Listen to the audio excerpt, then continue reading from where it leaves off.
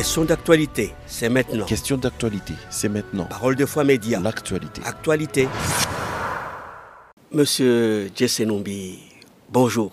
Bonjour, monsieur Paul. Vous n'êtes pas candidat aux élections, à ce que je sache. Non. Mais vous êtes un acteur politique. Tout de même. Naturellement. La CENI vient de prendre la décision de ne pas afficher les listes électorales en évoquant des problèmes d'espace. À la place, il y aura une consultation à préposer ou par Internet. Pour vous, c'est une décision qui passe ? Vous avez bien commencé en disant que je n'étais pas candidat. Voilà les raisons pour lesquelles nous avons refusé d'aller aux élections. Parce qu'on est en train déjà de s'aimer ou de planter les jalons d'une tricherie et d'une tricherie massive. Pourquoi ? On nous parle de l'espace. Et pourtant, dans les trois, je vous dis, nous sommes au 4e cycle électoral. C'est-à-dire que nous les avons déjà organisé, ces élections, et chaque fois, on l'a fait. Les espaces dont on parle là, mais tous les murs des écoles dans lesquelles se trouveraient les centres de vote ou d'inscription, mais c'est là qu'on devait placer ces papiers, on devait les afficher. On pouvait même les afficher par ordre alphabétique selon les dates, s'ils veulent.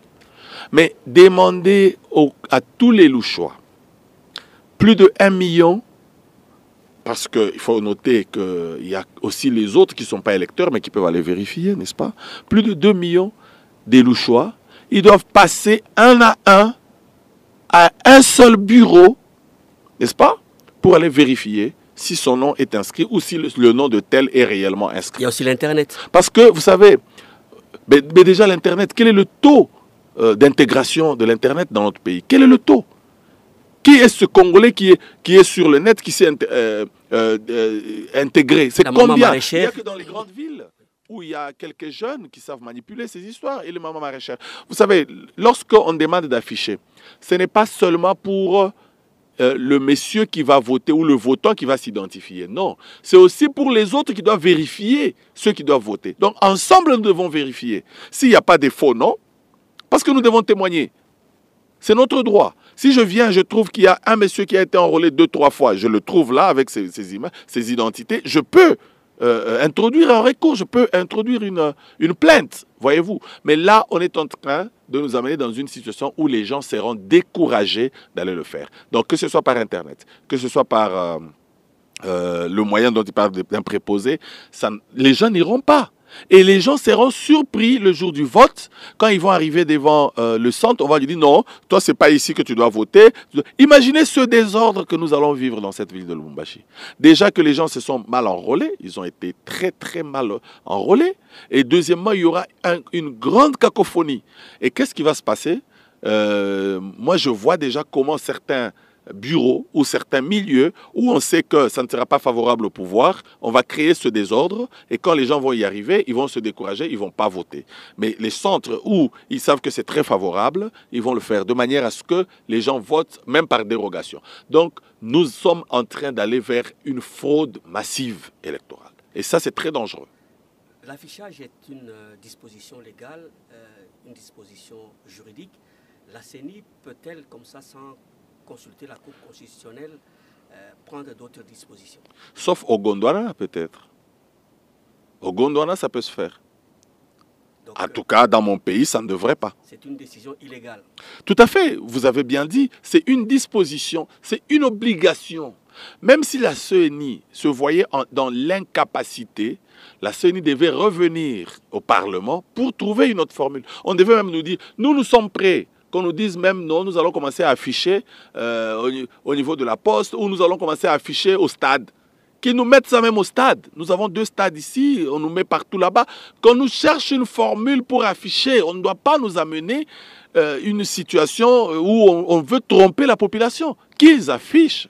Ils trompent parce que, vous savez, les opposants, ceux qui participent à ces élections, je suis même désolé pourquoi ils continuent à y participer, ils ont dénoncé le problème du fichier électoral qui n'était pas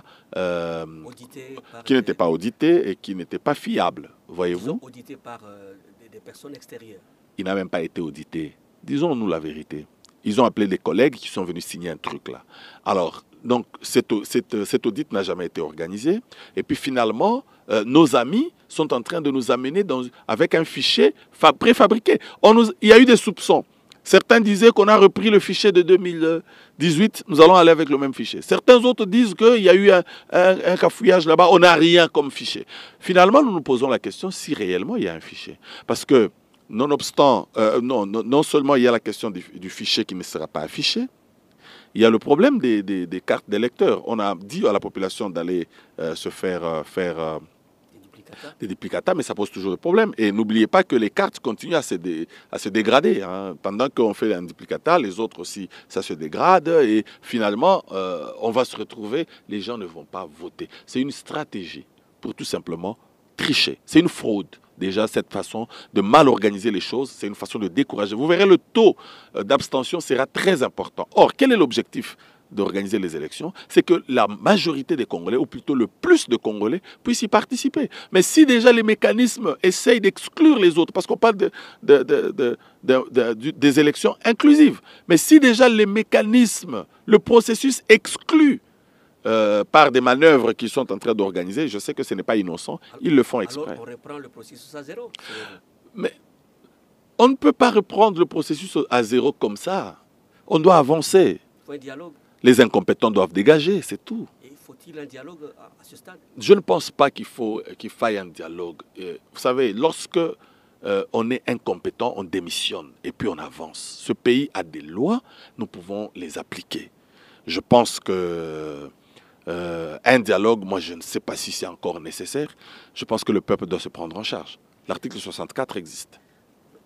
S'il faut abandonner comme ça, comme disait l'ancien chef de l'État Joseph Kabila, ce serait une démission irresponsable qui remettrait le pouvoir dans la rue. Moi, je pense que le peuple doit se prendre en charge. C'est la meilleure. Vous savez, c'est le peuple qui donne le pouvoir, c'est le peuple qui doit s'occuper de ça. Quand on n'a pas la volonté, parce que la question du dialogue dont vous parlez, c'est pour créer un glissement. Alors que cette question de la CENI a été posée 2 ans auparavant.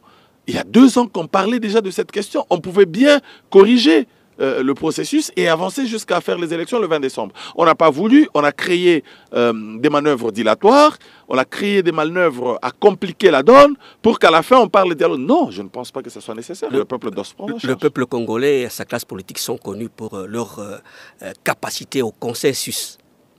Oui, je sais que le Congolais aime le consensus, mais écoutez, il ne faudrait pas que le consensus soit un mode de gestion. Parce que finalement, on n'avance pas. À cause des consensus, il y a des conciliabules, il y a des compromis qui créent la compromission. Parce que qu'est-ce qui se passe au finish? On prend des gens, ils viennent parce que c'est sur base d'un consensus, on ne peut pas les sanctionner, et puis finalement, on avance et l'état de droit est bloqué. Je pense qu'il faut un moment que les textes soient respectés et que le peuple se prenne en charge comme ailleurs. Un consensus qui, plusieurs fois, sauve le pays de la guerre ou du désordre en maintenant la paix. Mais quand on ne veut pas de ce consensus, que voulez-vous?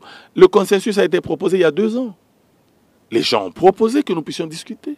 Les gens ont proposé que nous puissions corriger ce qu'il y avait à corriger. Mais quand on ne veut pas, on veut gérer par défi. C'est ce que je dis. Moi, à mon avis, maintenant, le peuple doit se prendre en charge. Le train est vraiment en marche, il s'arrête en gare. Et quelle gare? Mais le train est en marche sur quel rail?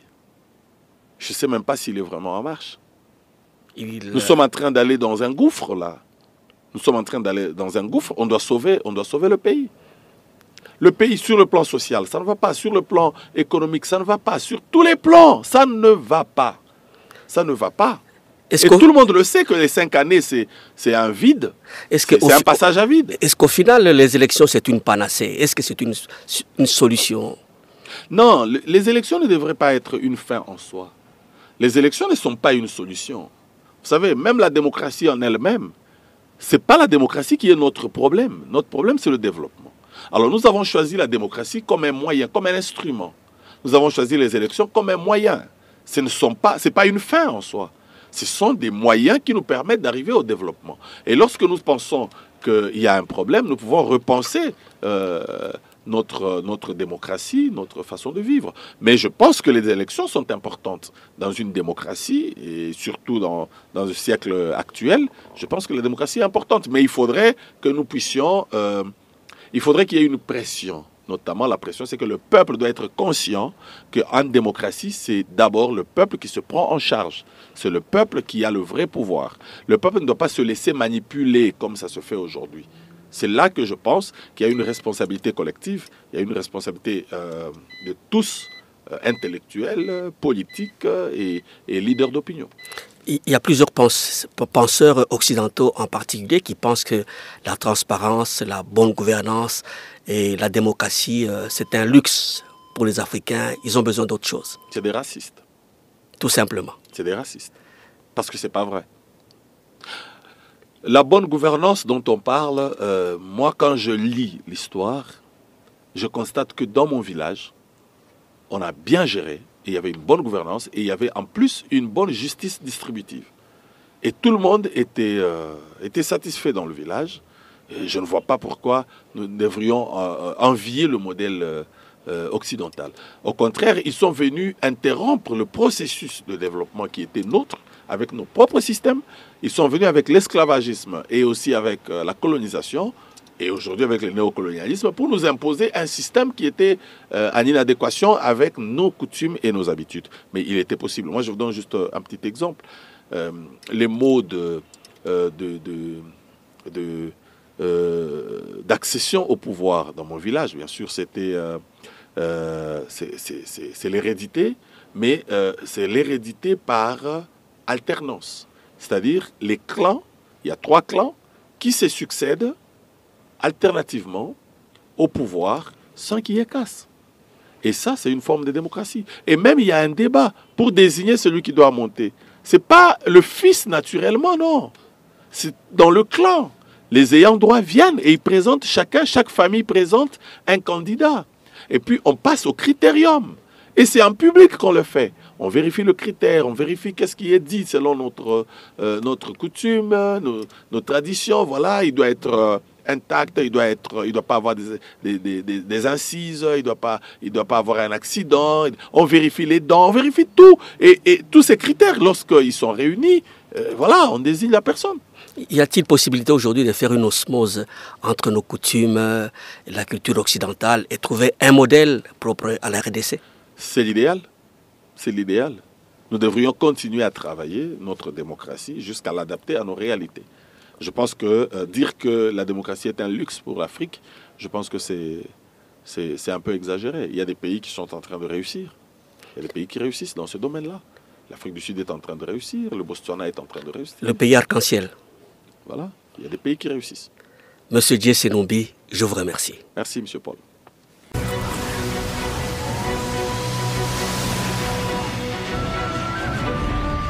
Question d'actualité, c'est maintenant. Question d'actualité, c'est maintenant. Parole de foi média. L'actualité. Actualité.